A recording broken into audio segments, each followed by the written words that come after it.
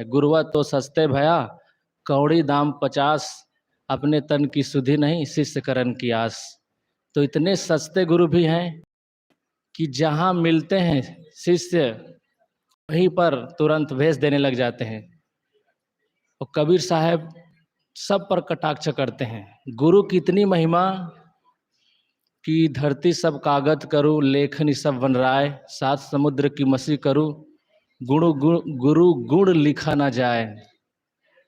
कबीर ते नर अंध है जो गुरु को कहते, और हरि रूठे गुरु ठौर है, गुरु रूठे नहीं ठौर। इतनी महिमा गुरु की करते हैं साहब, लेकिन गुरु पर कटाक्ष भी करते हैं। बूढ़े दो गुरु और चेला, अगर गुरु ही अंधकार में है, गुरु लोभी शिष्य लालची, दोनों खेले दांव, दोनों बूढ़े बापुरा चढ़ी पाथर की नाव। तो कटाक्ष भी करते हैं।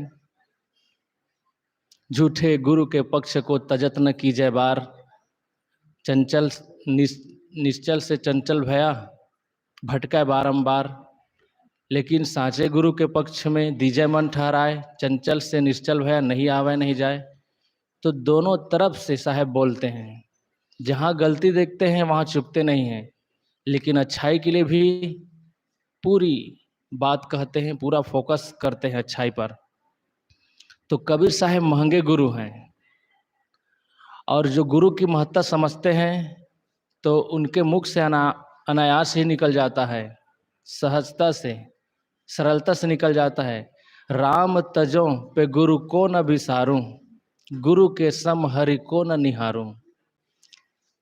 हम राम को छोड़ सकते हैं, तथाकथित जो राम हैं, बाहरी राम माने गए, उनको हम छोड़ सकते हैं, लेकिन गुरु को नहीं छोड़ सकते, क्योंकि गुरु तो अंग संग है।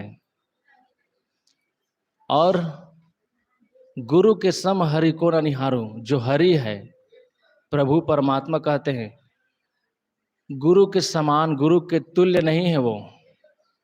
गुरु इतने ऊंचे हैं, तो गुरु पद इतना ऊंचा होते हुए भी गुरु नाम धराकर घूमने वाले बहुत हैं, उसके लिए साहब कटाक्ष करते हैं। गुरु, फिर सदगुरु, फिर सच्चे सदगुरु। परमपार की सदगुरु रामराज साहब कहते हैं, जब तक गुरु मिले नहीं सांचा, तब तक गुरु कीजय 10 पाँचा। तो सच्चे गुरु नहीं मिलते हैं तब तक गुरु बनाते रहो। और गुरु की तो लंबी श्रृंखला है, जब से जन्म लिए हैं, होश में आए हैं, तब से गुरु गुरु गुरु पर गुरु। लेकिन जब सच्चे गुरु मिलते हैं और आत्मज्ञान हमें देते हैं, तो हम उनके ऋणी हो जाते हैं, और सारी भ्रांतियाँ, जो बौद्धिक भटकाव है, बौद्धिक असंतोष है, मन में जो उहापोह है, सब खत्म हो जाते हैं जब सच्चे गुरु मिलते हैं। वो बता देते हैं कि पाना कुछ नहीं है, जो पा रखे हो उसका अहंकार छोड़ो बस। हमने देह पा रखी है, और देह का कितना अहंकार है, और देह के साथ जितने जुड़ाव हैं, सगे संबंधी, नाते गोते, रिश्तेदार, दोस्त मित्र, घर जगह जमीन, जितनी भी चीजें जुड़ी है देह से, उस सब का अहंकार होने लगता है। सबकी गर्मी आती है मन में, और सबका अहंकार छोड़े बगैर शांति मिलने वाली नहीं है। साहब कहते हैं, इन्हीं सब का अहंकार छोड़ो और अपने गुरुत्व को समझो। सबके अंदर विवेक गुरु है। या घट भीतर बन और बस्ती, याही में सींचन हारा, या घट भीतर हीरे मोती, याही में 9 लाख तारा। साहेब अंतिम में कहते हैं, याही में गुरु हमारा। कहत कबीर सुनो भाई साधो, याही में गुरु हमारा। हर आदमी के हृदय में गुरु बैठा है, विवेक उसका गुरु है, उसकी अंतरात्मा उसकी गुरु है। और बाहर के जो सदगुरु हैं, जो जगे हुए हैं और अपने आप में निष्काम, निर्माण, निर्भय हैं, वो गुरु के शरण में जब हम जाते हैं तो उन्हीं के समान हम भी हो जाते हैं। और वो गुरु क्या कहते हैं, जो तू चाहे मुझको छाड़ सकल की आस, मुझे ही ऐसा हो रहो सब सुख तेरे पास। मुझे चाहते हो तो मेरे पैरों को पकड़ कर बैठे रहने से कुछ नहीं होगा। सबकी आशा छोड़ दो, किसी की आशा मत रखो। आशा छोड़ के हो निराशा, कहें कबीर तब देख तमाशा।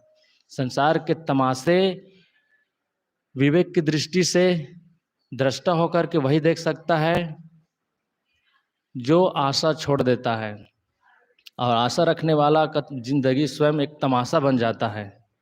तो साहब कहते हैं मुझे ही ऐसा हो रहा हो, मेरे समान हो जाओ। सद्गुरु कैसे हैं? निष्काम है, निर्माण है, निर्भय हैं और एकदम पूरे हैं। पूरा साहेब से ये सब विधि पूरा होए, ओछे से नेह लगाए के मूल आवे खोए। तो पूरा है वो वे, और पूरे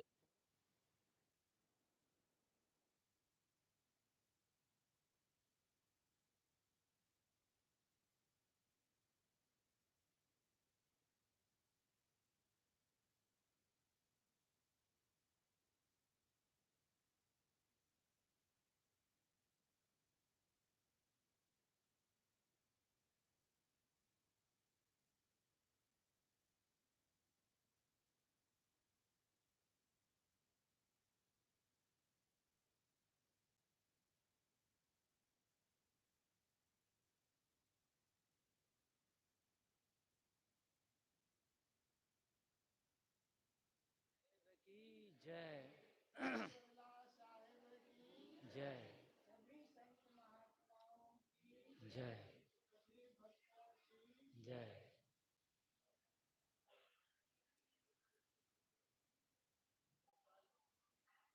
कोई एक आध तो ये विवेक, एक कोई भजन सुनाओ।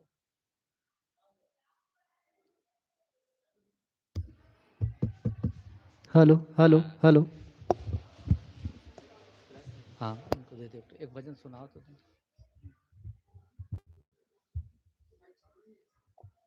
हेलो हेलो हेलो आया है। लेकिन वो यहाँ आया तो कोई मतलब नहीं, वहाँ है, इधर लगाना पड़ेगा। हाँ छोटा भजन गाना बढ़िया से है।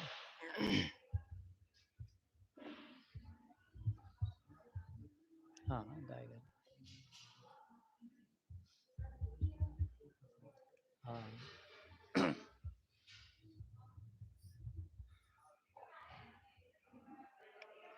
गुरु को दंडवत कीजिए,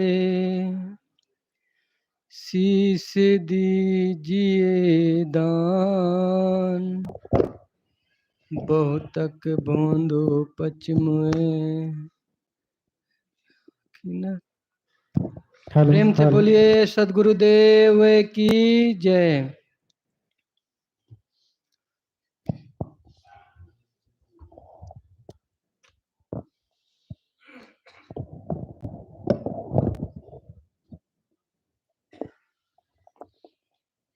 परम पूज्य गुरुदेव जी, पूजनीय संत समाज, सत्संग प्रेमी बंधुओं, श्रद्धामती माताओं, श्री साहेब जी की आज्ञा हुई है सो आज्ञा पालनार्थ को भजन।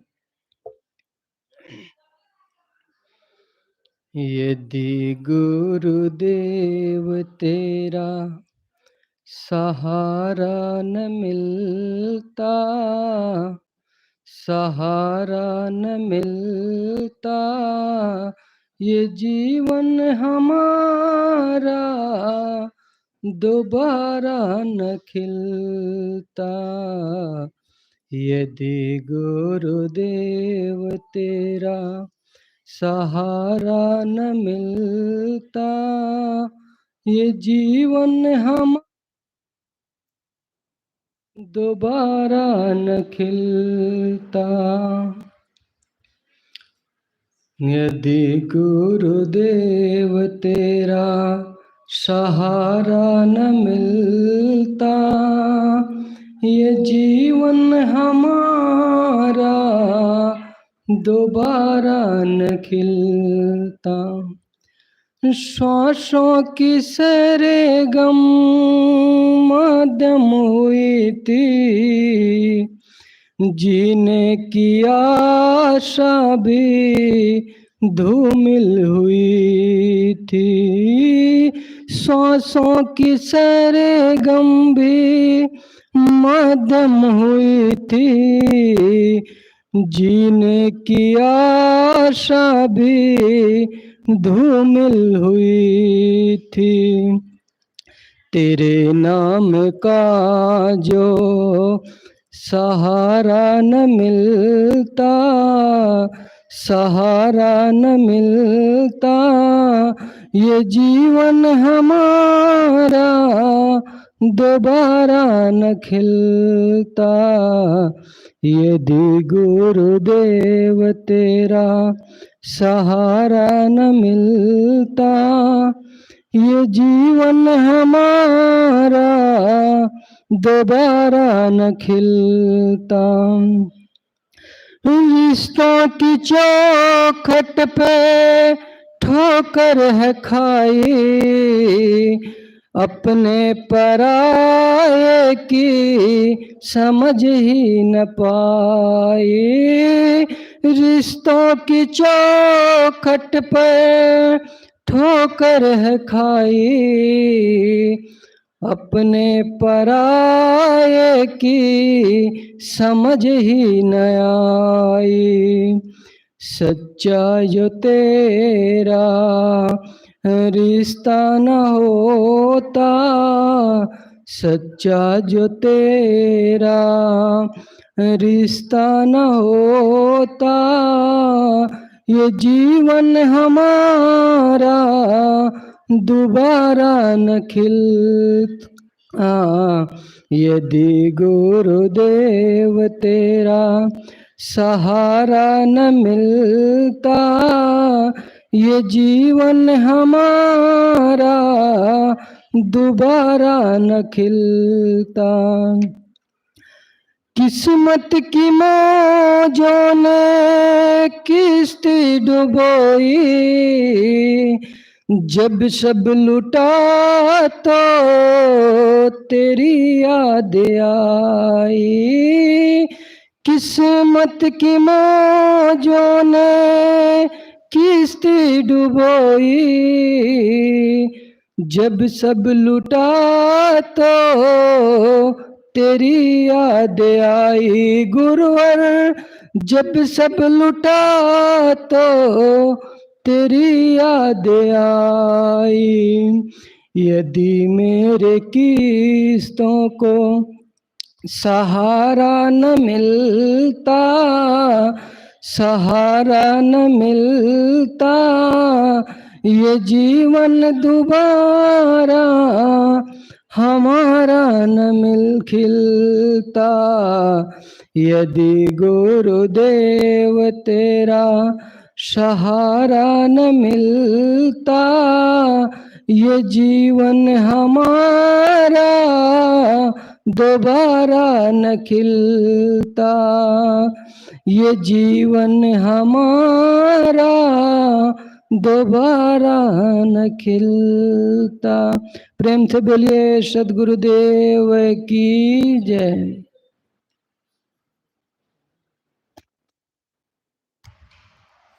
Hello hello.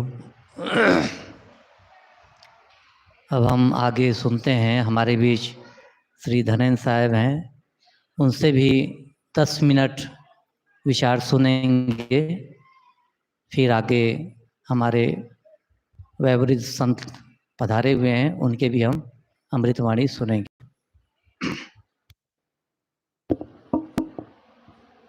बोलिए सद्गुरु देव की जय। गुरु मूर्ति गति चंद्रमा, सेवक नैन चकोर,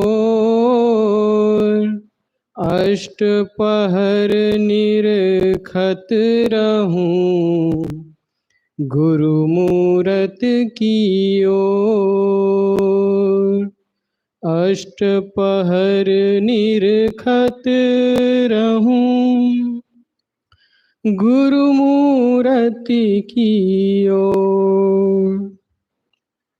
अर्चनीय वंदनीय मुद मंगलमय संत समाज, सत्संग की सरिता में उपस्थित आत्मीय बंधुओं, ममतामयी, करुणामयी, वात्सल्यमयी माताओं, प्यारी बहनों, इस वसुंधरा की गोद में खेलने वाले नन्हे मुन्ने प्यारे प्यारे बच्चों,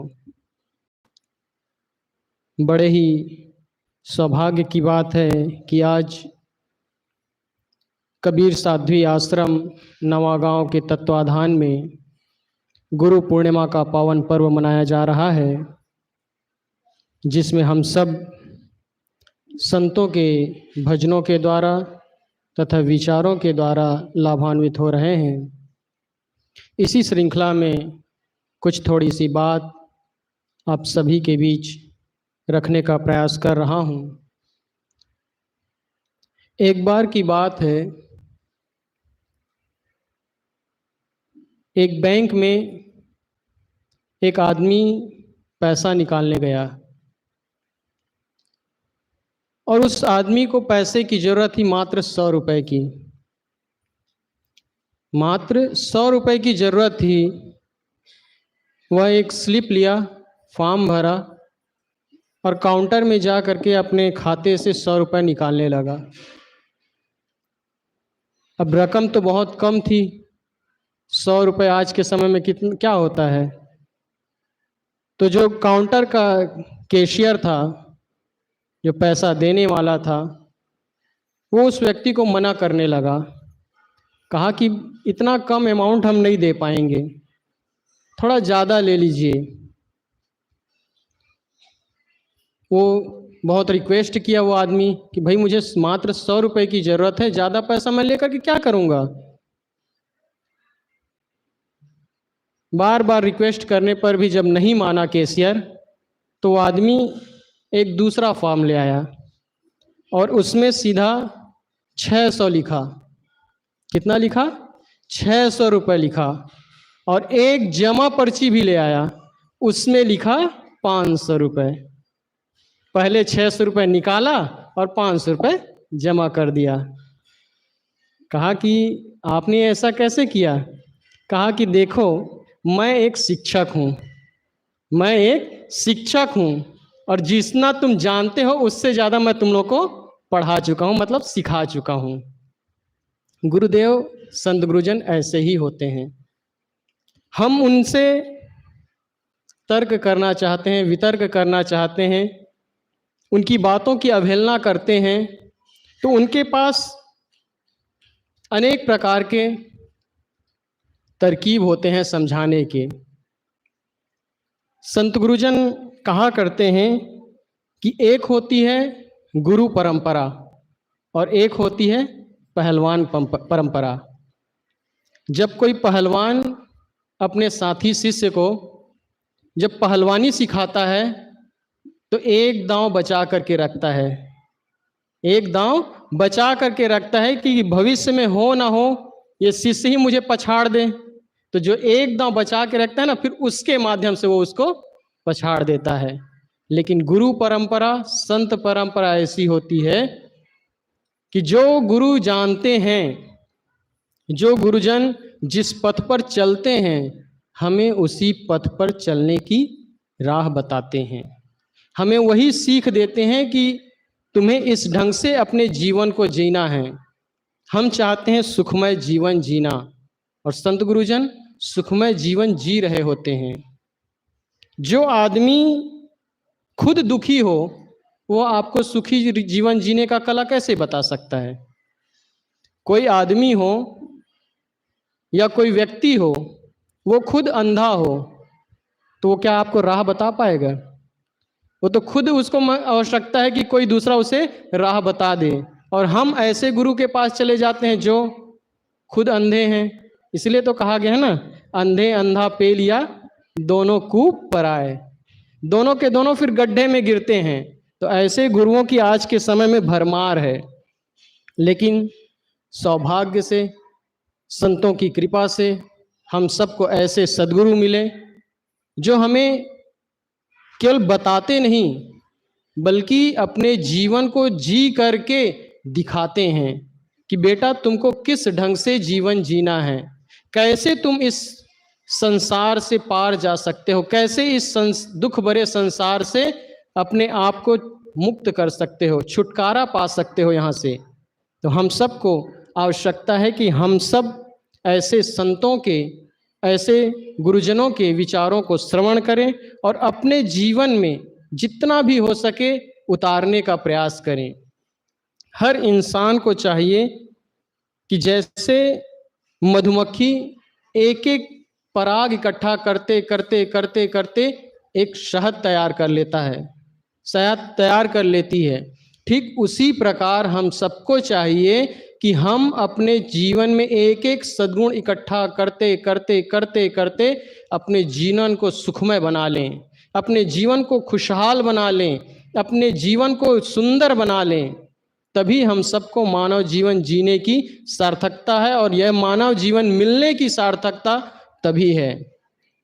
संत गुरुजन कहा करते हैं कि कमल पत्र है संत जन, कमल पत्र है संत जन, रहे जगत के माहि, बालक केरी धाय जो आपन जानत नाय। एक छोटा सा उदाहरण सदगुरु कबीर देते हैं कि जैसे आप सब गांव के तालाब में या पोखर में देखे होंगे कि कमल का फूल खिलता है, लेकिन आप लोग ये भी जानते हैं कि जिस तालाब में कमल खिलता है उस तालाब में सबसे ज़्यादा कीचड़ होता है, दलदल। सबसे ज़्यादा जिस तालाब में दलदल होगा उसी तालाब में कमल खिलता है। जिस तालाब में एकदम साफ हो, स्वच्छ हो, वहाँ कमल नहीं खिलता है। तो सदगुरु कबीर कहते हैं कमल पत्र है संत जन। संत जन कैसे हैं? इसी दलदल भरे संसार से जन्म लेते हैं और जन्म लेकर के इससे ऊपर उठ जाते हैं। कैसे ऊपर उठते हैं? आप लोग देखे होंगे कमल का फूल जब पानी से ऊपर हो जाता है और आप उस पर एक अंजलि पानी डाल दीजिए तो उसमें चिपकता नहीं है, वो सब क्या होता है, बह जाता है, ढरक जाता है। ठीक उसी प्रकार संतों के जीवन में भी दुख आते हैं, पीड़ा उनको भी होती है, कष्ट उनको भी होता है, लेकिन वो उसके लिए राग और द्वेष नहीं करते, वो हर्षित और शोकित नहीं होते हैं। जैसे अभी बरसात का समय है, यहाँ से अगर कहीं जाना हो तो अगर बारिश होगी तो संतों के ऊपर भी बारिश होगी और आम आदमी के ऊपर भी बारिश होगी। संत जन जिस रोड पे चलते हैं उस रोड पे अगर कीचड़ होगा तो आम लोग भी जिस रोड पर चलते हैं वहां भी कीचड़ होगा। लेकिन संत गुरुजन क्या करते हैं? संत गुरुजन ये देखते हैं कि अगर रास्ता है तो चले जाते हैं, लेकिन वही आम आदमी ये इसको गाली देगा, उसको गाली देगा, जो गांव का सरपंच होगा उसको गाली बकेगा, कहेगा कि ये सरपंच बेकार है, निकम्मा है, कुछ काम नहीं करता है। गांव के लोगों को कहेंगे कि ये लोग, गांव के लोग पता नहीं कैसे हैं, सफाई नहीं रख सकते, स्वच्छ नहीं रख सकते हैं। लेकिन वहीं अगर संत गुरुजन होंगे तो वो अपना काम कर लेते हैं और चुपचाप मौन रहते हैं। हम सबको उनके जीवन से यही छोटी छोटी सीख लेने की जरूरत है। यही छोटी छोटी सीख जब हम लेने लग जाते हैं तो हम बड़े से बड़े काम करने के बावजूद हम उसका श्रेय लेना नहीं चाहते हैं। कई लोगों को आप देखे होंगे, घर में बहुत बड़ा फंक्शन होगा, बहुत बड़ा काम होगा, लेकिन वो हर काम छोटा से छोटा काम करेंगे, लेकिन कभी ये नहीं कहेंगे कि मैं किया, मैंने ये काम किया है, ये कभी नहीं कहते। ये कहते हैं कि हम सब मिल करके करते हैं। तो ये छोटा से छोटा काम आसानी से हो जाता है। संत गुरुदेव जी, सदगुरु कबीर साहब इस उदाहरण में एक और बात कहते हैं, बालक केरी धाय जो आपन जानत नाय। जैसे बड़े घरानों में या आजकल तो गांव-गांव में भी जैसे मितानिन होते हैं, वैसे ही पहले क्या है, दाई रखा जाता था। जब कोई छोटा बच्चा जन्म लेता है तो उसको उपटन करने के लिए, पेट की सेकाई करने के लिए छोटे छोटे घरों में भी दाई रखा जाता है। तो वो दाई रोज आती है और बच्चे की पेट सेकना है, उसको उपटन कराना है, नहलाना है, धुलाना है, उसकी सारी सेवा करती है। लेकिन जब बच्चा बड़ा हो जाता है तब उस दाई को कहा जाता है कि माताजी आपका हो गया काम, आप ये पैसा लीजिए और कल से आना बंद। वो बच्चा उसके लिए रोता है कि कहाँ चली गई, लेकिन वो दाई कभी नहीं रोती है कि ये बच्चा अब कैसे जिएगा। क्यों? क्योंकि वो अपना नहीं मानी थी। और जिस दिन हम अपना उसको मान लेते हैं हमें पीड़ा होने लग जाता है, कष्ट होने लग जाता है। इस संसार में रहिए, आपके बच्चे हैं, आपके परिवार वाले लोग हैं, आप उनसे अपेक्षाएं मत रखिए। आप अपना हर संभव प्रयास करिए कि उनको अच्छे से अच्छे सुविधा दे सकें, अच्छे स्कूल में पढ़ाइए, अच्छे घर में संस्कार दीजिए, अच्छे लोगों के साथ वातावरण में रखिए, लेकिन उनसे कभी ये अपेक्षा मत रखिए कि ये हमारे बुढ़ापे की लाठी बने। क्यों? क्योंकि आज के समय में आप देख रहे हैं, आज के समय में तो ये यहां तक पहुंच गया है कि लोग अपने माँ बाप को पालने की बजाय वृद्धाश्रम में छोड़ देते हैं। तो आप उनसे कैसे उम्मीद कर सकते हैं? कहा जाता है कि जब माता पिता 5-5 बच्चों को पाल लेते हैं, 5-5 बच्चों को अकेले माँ बाप पाल लेते हैं, लेकिन 5-5 बच्चे मिलकर के एक अकेले माँ बाप को नहीं पाल पाते हैं। तो ये आज के संसार की दशा है। हम सबको चाहिए कि हम अपेक्षाएं न रखें। जितना इच्छा रखेंगे, जितना चाहना रखेंगे, जितना कामना रखेंगे, उतना हमें दुख होता जाएगा। दुख का सबसे बड़ा कारण है इच्छा, चाहना। किसी से हम कोई भी चाहना रखते हैं तो हमें दुख होना ही होना है। चाहना खत्म, दुख खत्म। हम सबको दुख से पार जाने की स्थिति में जाना है, हमें दुख से रहित जीवन जीना है, और हम सबको यही करना है कि हम सब अपने जीवन से इच्छा कामना को विदा करें और अपने जीवन में सुगंधित सद्गुणों का शहद इकट्ठा करें और अपने जीवन को सुखमय बनाने का काम करें। बस इतना ही कहकर मैं अपनी वाणी को विराम देता हूँ। बोलिए सद्गुरु देव की जय। जीवन में गुरु की आवश्यकता सबको है।